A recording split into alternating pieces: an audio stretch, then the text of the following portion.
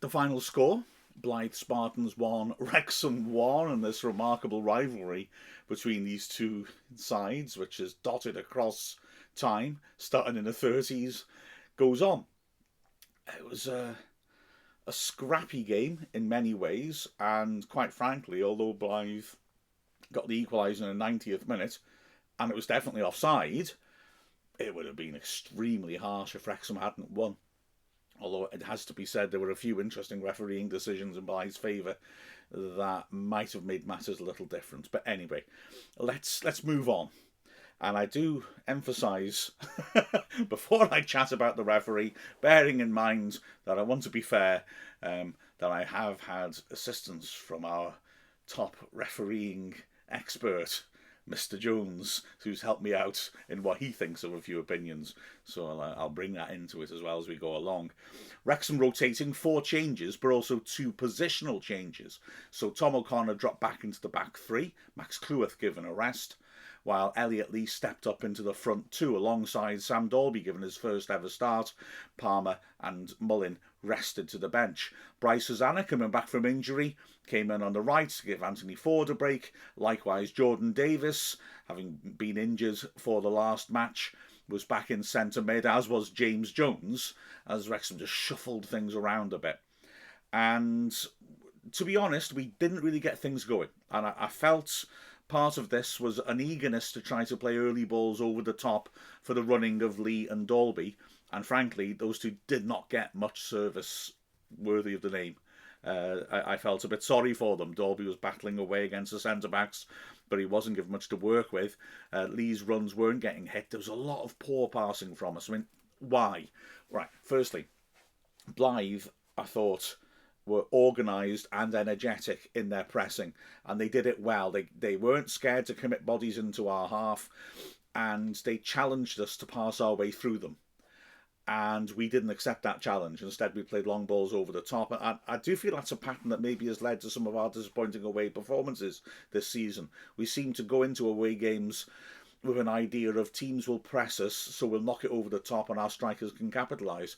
But we don't tend to play those balls over the top very well. And I can't help feeling with the calibre of players we've got, maybe I'd like to see us get the ball down, move it around, and be brave enough to say, yeah, okay, I accept the pressure, I invite it, I'll draw people to me, and then I'll play the pass that cuts them out of the play. But instead, we played the long balls over the top, not thumping it onto the striker's head, but just trying to drop balls second hole down the line, hoping someone's made a run in to out. And often the ball's just going straight back to Blythe Spartans or straight out for a goal kick. So credit to Blythe Spartans, because the fact is they did a good job of that in terms of closing us down and pressuring us into hurried and inaccurate passing. They nearly took the lead. Cedric Main looked very impressive up front, and thinking forward to next Tuesday, he went off injured. Well, it looked like a muscular injury. Wrexham will be hoping he's maybe not fit for that game. He looked very lively up front. He did ever so well to turn Tozer and accelerate past him in the box. Now, Tozer did get turned a couple of times and done for pace. Credit to him, though, he did really well. Lots of good experience in Tozer. He managed to track back with him and stick with him pretty much. And although when he made a challenge in the box, he didn't actually rob the ball from Main, he did knock the ball away from Main and stop him from having a shot at goal. He also sensibly stayed on his feet and didn't run the risk of a penalty. However, Main was able to pull it back and make Kiona the glorious chance about 8 yards out with the time to pick his spot, drove it in, but McFadden was able to get across and clear it off the line. Wrexham extremely fortunate to survive that incident. There's a small part of me thinking maybe it would have been good for us if we had. It would have sparked us to go at the Blythe Spartans a lot earlier in the game than we actually did. Wrexham's first opportunity came with a nice little interchange on the right-hand side. Hosanna gave it to James Jones, who popped it back to him and then made a typical run behind the defence. Hosanna threaded a good ball down the flank and Jones swept in a good cross. Dalby did ever so well to attack the near post and get the ball towards goal. The ball looped over Mitchell, the goalkeeper, and landed on the top of the bar. It was a penalty, though. It's got to be said. The reason Dalby wasn't able to just tap it in was because the defender just got 2 handfuls of his shirt and held him back. It was a penalty, and this is one that our virtual ref wholeheartedly agrees with. So Blythe a little lucky there. but we didn't get a grip on the game. There were little sporadic spells where we moved it around, but in the first half, not much. And Blyth had another opportunity, and this was a delicious effort. Ravenhill, who had a lively debut on loan from Doncaster, in midfield, clipping a ball in towards the edge of the area.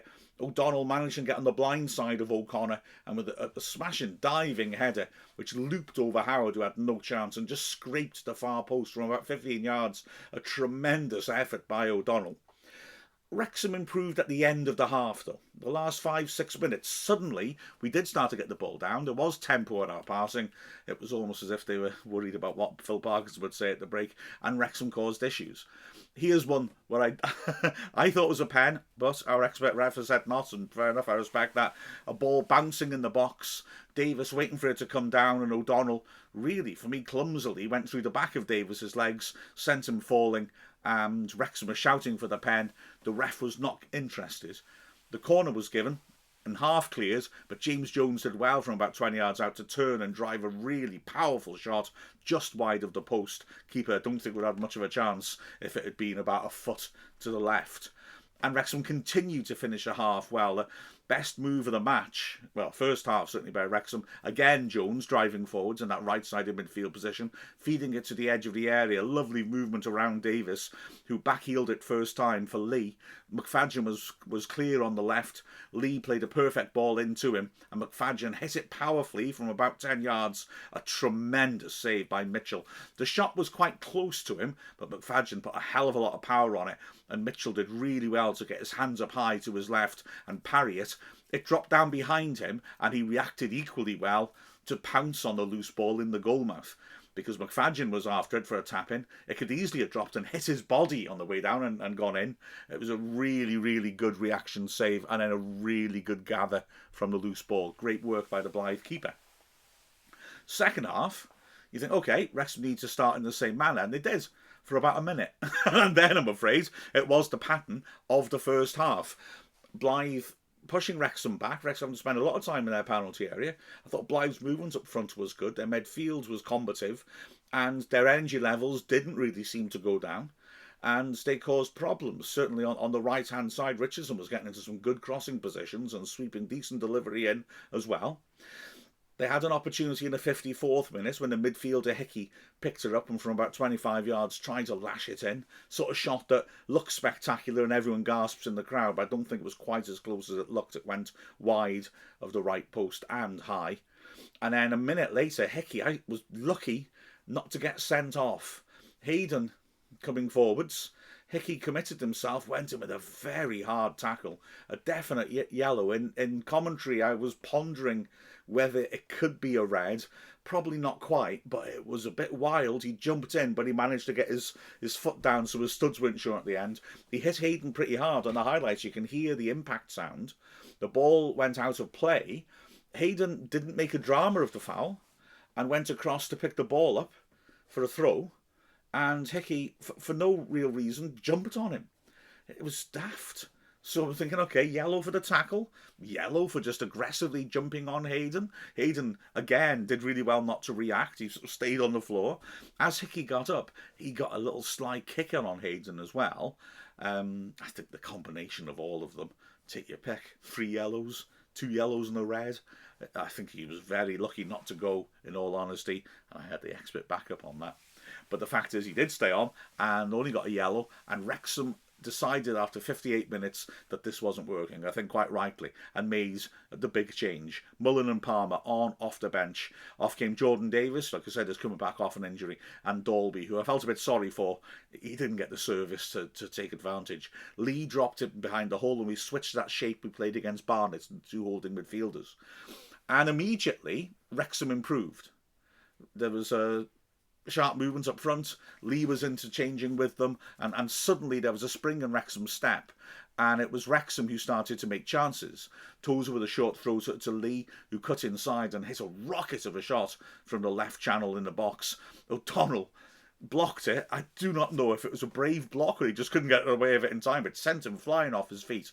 It dropped to Tozer, who'd come in from the flank for the throw-in, and he took a touch and tried to blast in an Oldham-style finish and stuck it high in the stand. Then McFadden fouled in midfield. Referee carried on play because the ball had carried to Mullen on the right-hand side. He drove in a good cross to the near post. Palmer made a good run, got a contact on it, defended it brilliantly to slide in and just knock it narrowly wide of his own post for a corner. But that spring in Wrexham step did dissipate. And Blyth again started out the better of the game. Again, they started to get a bit of a grip in midfield. Hickey drove in two powerful shots from around the edge of the area on the left-hand side. The first one was blocked by Hayden. There was a shout for handball. It certainly wasn't. It went straight into his chest. Came back out to Hickey. He smashed it in again. And this one was blocked by Hosanna. And this one did hit his hand and led to a big shout. But the ref couldn't give it. Hosanna's arms are tucked in. And he's turned away a little bit as well. You can't give an offside for that. Hickey's shooting, though, was dangerous, and within a minute he has another chance when the corner was cleared to him. Great first touch on his chest to bring it down in front of him because he was sort of stretching to reach it. And he hammered in a great shot, which was going inside the right post. Good reflexes by Howard to get across and parry it out wide to the flank. The flag went up correctly as well because there was a striker in Howard's path, but it was good work by the Wrexham keeper. But Wrexham immediately from that took the lead. Long ball forwards, Palmer fouled right on the edge of the area, left-hand side, and lightning struck twice. Tom O'Connor stepped up, left-footed, and just like last Saturday, when he scored his first goal for the club, hit a shot which hit the wall, deflected in the opposite direction, keeper helpless, and Wrexham were in the lead. O'Connor looked a mixture of delighted and embarrassed as he celebrated. Wrexham, with 11 minutes left, made a change. Anthony Ford coming on from McFadden had just picked up a yellow card for a very robust challenge. But Blyth were making all the running. I've got to be frank and say, for me, the last 10 minutes, well, they certainly weren't convincing by Wrexham because Blyth were asking all the questions. I didn't really see them scoring, though. I mean, I think if you look back at the game, I think Blyth, in terms of their quality of play, in terms of their ability to have more of the ball than us, in terms of asking questions of us and stopping us from playing, did not deserve to lose this match. The Wrexham goal came out of the blue and was a deflected free kick. But I didn't feel awfully threatened by them. Like I said, Howard made that one good save, but it would have been disallowed anyway. They are the lowest scorers in the National League North, and despite the sparkiness of Maine, they didn't threaten that much after McKeown's shot was cleared off the line. So it was a bit of a surprise when the goal went in the 90th minute. And it was a peculiar one, and one that should have been disallowed as well, ironically. Free kick on the left-hand side, no problem with that. Mullen fouled his man.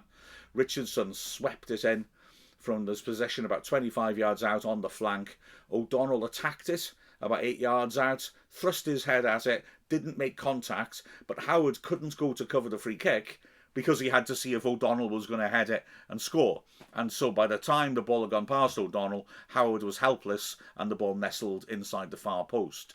O'Donnell was a good couple of feet offside for the free kick, though, unfortunately. The replays are unequivocal. So Wrexham very unfortunate there that they got away with that one. But, like I said, you can't deny that Blyth played well and were worthy of getting something out of the game.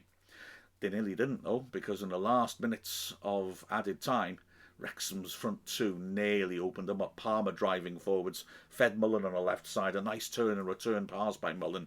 Palmer did really well 15 yards out to sort out his feet and get past his man and pulled a shot across the keeper, which just scraped the right post. The final whistle went soon afterwards, and Wrexham, probably on balance, will be disappointed to have to play an extra game, especially with a big game coming up on Saturday. But they're probably also relieved that they are still in the cup. Performances, Howard did nothing wrong. He may get some criticism for the goal, but I genuinely don't see what he could have done other than what he did. So I think that would be very harsh. Across the back, Tozer was done a couple of times on the turn and will maybe be a little frustrated by that. O'Connor did a good solid job at left centre-back, although he doesn't come forwards naturally as much as Cleworth does. Mind you, did Wrexham get forwards enough from the back? Did we have enough good possession to do that? Fair question. We made in the commentary team Hayden man of the match. He won a hell of a lot of headers in the box because Blyth asked a lot of questions, putting the balls into the area. Like I said, Richardson delivered a lot. Hayden, who, as we said, was a bit ropey defensively against Barnet, bounced back with I thought, an excellent defensive performance. As for the wing-backs, on the right-hand side, good to see Hosanna get 90 minutes in. He didn't have the devastating effect he can do, but again, you got to get the ball down for your wing backs to get high up the pitch. But he had a decent game, I thought, and was solid enough defensively on the left hand side. Likewise, McFadden, really. But yeah, when he committed that foul, it did feel maybe it was wise to take him off and calm things down a bit. In centre mids, Young again working hard, but often from quite deep positions, didn't really have the imprint on the game he'd have hoped for. Davis was quite lively in the first half hour or so, but like I said, I don't think looked fully fit. But he was, again, one of our more sparky midfielders. Jones, the pick of the three in the middle of the pitch, I thought Jones did well. A lot of energy, some good progressive passing and running as well, and nearly scored with a long-range shot. So good all-round performance by James Jones. I think it's maybe just sending a message, having been left out of the Barnet game, that we need his legs in midfield. Up front, like I say, Dalby didn't get much service. I felt sympathetic for him. He's still at the bar. Didn't get much change at the centre-backs, in all honesty, but I didn't get much to work with either. Lee was quite quiet up front again. Lack of service. Once he dropped a bit deeper, he got involved and he looked lively and threatening. He was linking nicely with the strikers, got that shot off, and you felt he might be able to achieve something. Palmer and Mullen had an impact when they came on as well, although the team's performance deteriorated after their early impact, and so they suffered maybe a lack of service at some points forward. Well, just on for 10 minutes and didn't have a chance to influence much. I think it's fair enough that we have a replay. Blyth are a hard-working team. They got their tactical approach right. They executed their plan, and they earned a replay. And you can't say fairer than that. It'll be interesting to see what Phil Parkinson does, having rotated the team this time to give players off before Saturday at Boreham Wood. Now, what does he do? Does he rotate again? Does he rotate different players? Does he decide we need to get into the next round of the Cup? Let's pick a very strong team and get through this. It'll be intriguing, and it'll be a fascinating match. Remember, you'll get the full commentary on Wrexham Player. The highlights will come out after that on Wrexham Player.